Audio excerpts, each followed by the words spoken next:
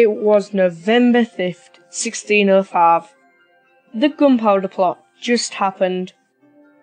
A group of Catholics, most famously Guy Fawkes, plotted to blow up James I, the King of England.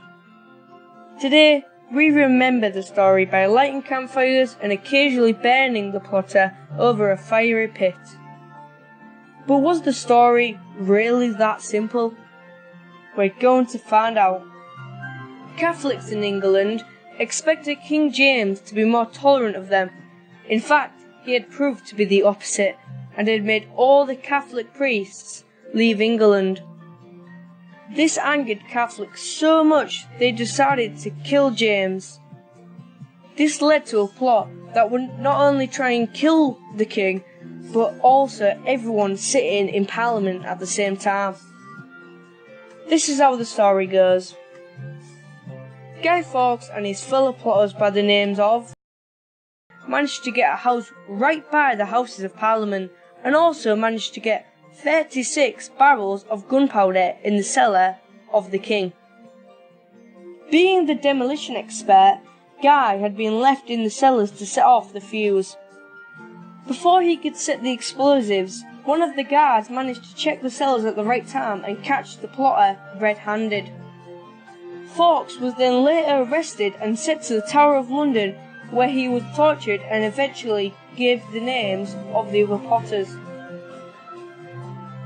But that's only scratching the surface of the story, as there are many things that are just out of place.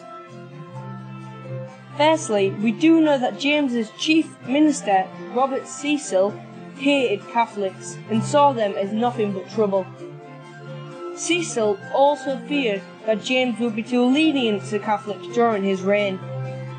This made Cecil angry, so he wanted to abolish Catholicism in England. Cecil thought the best way to paint a picture to James of just how bad Catholics were was to make him believe that they had tried to kill him. This would then persuade James to put stricter laws on becoming a Catholic. Secondly, the government had a monopoly on gunpowder and it was stored in places such as the Tower of London.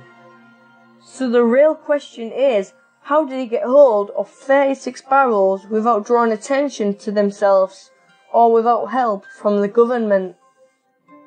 Also, how was the gunpowder moved at least 2 miles without anyone getting suspicious?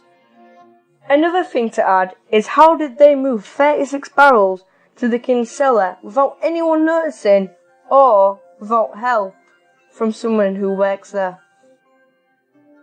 Thirdly, why, for the first time in history, was there a search of the king's cellars where they conveniently found Guy Fawkes? All of this evidence leads to somebody helping Guy and setting him up.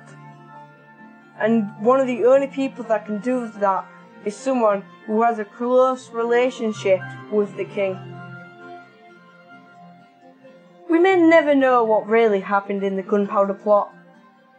There are some who support the government conspiracy line, and others think it may simply have been an ambitious plan by a small number of Catholics that ended not so well for them. What do you think?